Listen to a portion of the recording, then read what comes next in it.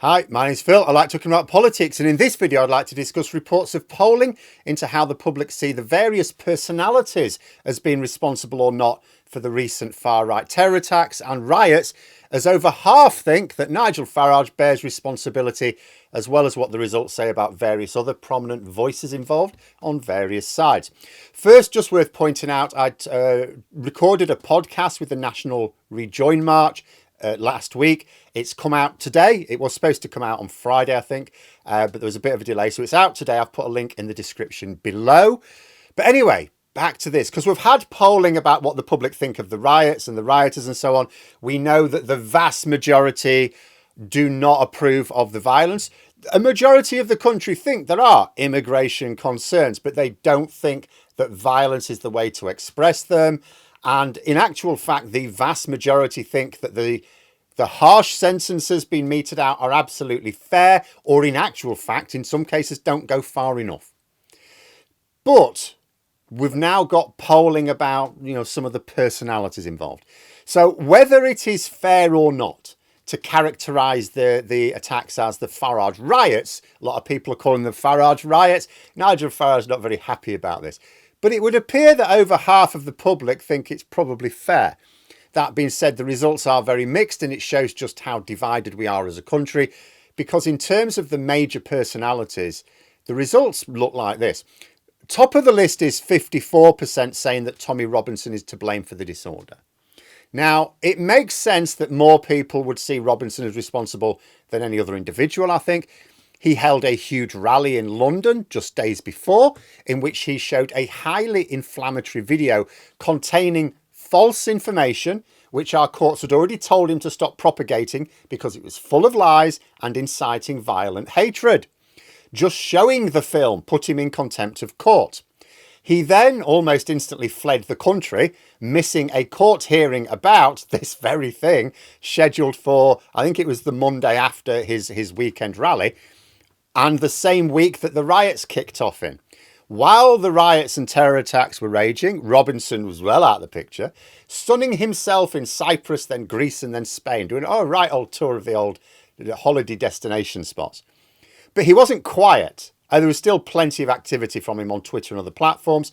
Twitter, of course, being a platform he'd previously been banned from due to his habit of inciting hatred and violence. But with Musk in charge, he was back, and actually more than that, not just back, he was being amplified by Space Karen.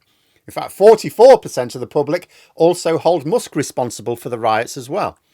And what Robinson was posting on Twitter were, amongst other things, lists of targets with dates and times for people to attack, and many of the places on his list were indeed attacked and at the times and dates indicated, including the hotel in Rotherham. So it absolutely makes sense that most people would tie Robinson in with the riots. If anything, it's perhaps a surprise that only 54% do so. It's more than a little disappointing that you've basically got 46% of people who either don't know if he's responsible or actively don't hold him responsible. Can't tell you what the actual breakdown is right now because the poll hasn't been made publicly available, at least not at the time of recording this. I'm getting my results from reports from those who have seen the results. Nigel Farage, he's more cunning, of course. He misdirects rather than directs anything. With him, it's never, he never tells people to do things. He asks questions, as he puts it. He wasn't urging people to go out and commit acts of terror, but he was providing those who wanted to do so with covering fire. He suggested they had a genuine grievance, and actually what these people needed was for the government to sit down and listen to them. He used other language which implied, the fault didn't lie with those carrying out these acts of violence, but the government, past and present. Clearly attempting to walk a sort of line where he doesn't condone the violence in a way that could land him in legal trouble, although it did take him a good week before he actually condemned it. But where he justified it, a bit like someone, it's like he's suggesting the rioters are like, a dog that bites back after you've been beating them for a bit. They've been provoked. Oh, they were provoked. Yeah, they shouldn't have done it, but they were provoked. But in reality, most people see that actually it's the likes of Farage providing that provocation. But it has to be said, the same poll suggests 40% of the public thinks Starmers in some way responsible. Now, whether that means they think he's responsible because he isn't adopting insane immigration policies, or whether they just don't think he cracks down hard enough. That is not clear from a simple number like this. Both are possible, possibly some other explanations as well. Neither is explored in the results I've seen so far.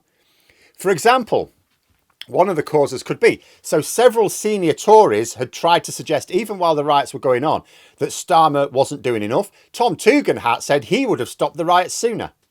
Although if he explained how he would have stopped the riots sooner, I must have missed it. But statements like that will, of course, get reported, and then inevitably people read it, especially if that's the way their political thinking's already leaning, and they'll believe it without thinking the process through. It's why I've said, obviously, I'm not suggesting, like Boris Johnson, when he was Prime Minister, always used to moan that Keir Starmer wasn't just backing him on everything, no matter how crazy. It's like, well, you do know with the opposition, don't you? And yet, Labour in opposition did back the Tories on like security issues and various foreign affairs issues as well, where it was important to provide that united front. We got none of that from the Conservatives. None of it at all. They were still playing party politics throughout. And that's possibly what's fed into it as well. Again, we don't know without exploring it. But that being said, you know, more people think that Starmer dealt well with the riots than badly. You've got 52% thinking he did well, which, as even Nigel Farage will tell you, represents the clear and everlasting will of the people. Magic number, you know. In fact, polling across various pollsters has shown majority public support for the government's actions, including Starmer's as Prime Minister. Some have therefore queried, so why are we seeing that Starmer and Labour's polling has crashed then? Well, compared to when the election was held, actually it hasn't. It's fallen compared to the first few weeks of the new Labour government. That is because Starmer personally and Labour more broadly actually benefited. After their rating went up, their approval went up after the election. Because they came in, they instantly behaved like a serious government. They started putting into place lots of measures which the public approved of, so their poll rating went up. In other words, people approved of the stability and the forward direction, the feeling that after years of stagnation, we actually had a government with some policies and they were powering ahead with them. We had all sorts of talk about, you know, the energy projects, rail projects, housing projects, things like that. All fantastic. But in the last few weeks, we've had riots in lots of towns across the country. Doesn't matter whether people really think the government's responsible or not. It's a bad thing. And people tend to think less kindly towards a government when things are going badly, and you can't get much more badly than violent civil disorder breaking out. But then you've got other things in the mix. You know, people, when they're looking at general polling, they try and see the single factor. You know, so if something goes up or something goes down, they try and see the single factor. But there are other factors. Not everything in a general approval or voting intention poll are down to one thing. For example, last couple of weeks, what have we had? Labour's talks of cuts, such as making the winter fuel allowance means tested. That is markedly different to those first few weeks. Could easily feed into the most recent polling as well. Right now, the Labour government have not really had time to do anything of major consequence.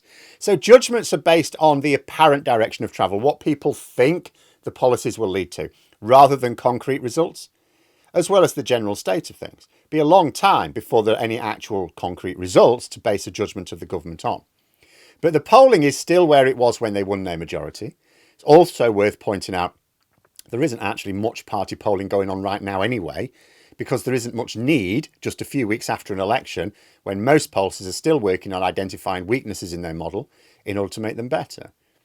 But the headline result remains that a majority think that Tommy Robinson and Nigel Farage bear responsibility for the riots, and in actual fact, more think that an American-based space Karen is responsible than the head of our government here.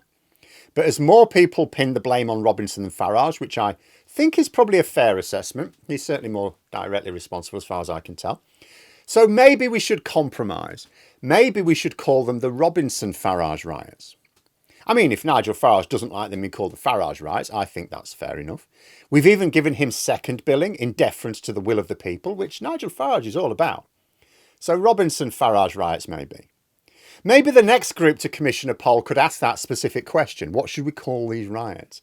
Should we call them the Farage riots, the Robinson riots, the Robinson-Farage riots, or should we name them after someone else, or should we not name them after a person at all? Maybe ask that question.